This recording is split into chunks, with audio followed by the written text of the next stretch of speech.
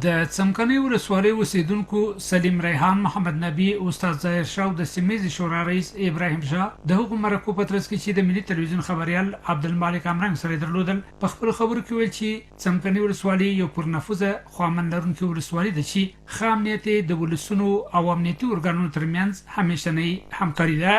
څمکنیو ولسوالۍ یو پر امن ولسوالۍ ده، پر نفوذه ولسوالۍ ده.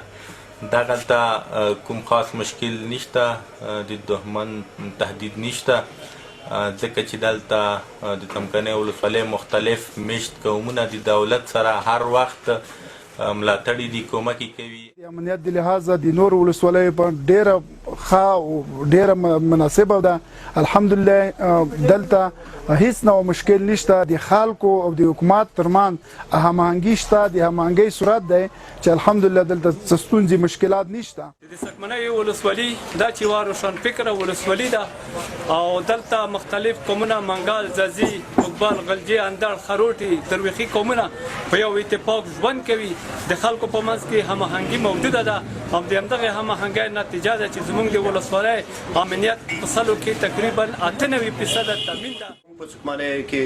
ګورو چې ښه امنیت، ډاډمن امنیت، باسازي، معارف او تجارت خرابونه کړې ده او موږ ټولو پکتیاوالو نه غږ کوو چې د څمکنیو څخه الهام واخلي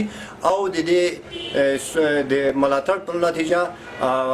ثمره دوی په خپلو سترګو وګوري. د څمکنیو ولسوال عبدالرحمن زرمتي چې د دولت سره د خلکو پر همکارۍ ډاډمن دی، وایي چې په دغه ولسوالۍ کې د قومونو یووالي له برکته ټول دولتي پلانونه پر وخت عملي کیږي او د خنډونو او ګواښونو څرک نه لیدل کیږي. دلته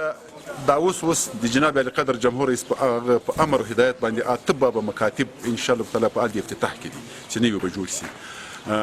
همچنان د امنیت په برخه کې موږ تقریبا له 500 نه زیات محلي پولیس او خیزش لرو چې دغه د قومونو همکاري ده. یعنی فرض کړه په لهر 5 کورونه موږ سره یو کس یعنی موږ سره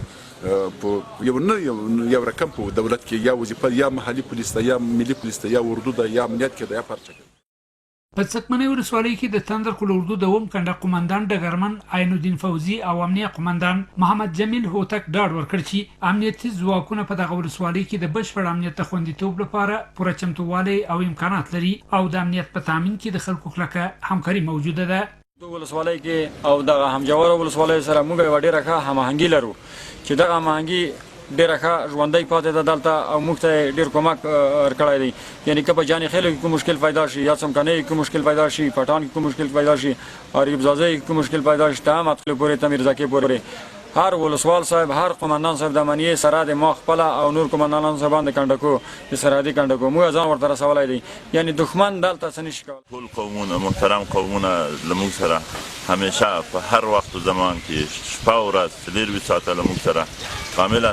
همکاري کوي او د موږ د دوی د عسکر او د دوی د خدمتګار په صفت باندې 24 ساعته د مشترکو ارګانونو په هماهنګي سره خپل وظایف ترسره کوو. د څمکنیو ولسوالۍ یو شمېر نورو ځوانانو او مشرانو په خپلو خبرو کې ویل دا چې دغه ولسوالۍ د پوره امن څخه برخمن ده، له دولت څخه هیله کوي چې په دغه ولسوالۍ کې د معارف، کرهنې، بیا رغونې او نورو برخو کې لا نورې پرمختیاوې هم رامنځته کړي.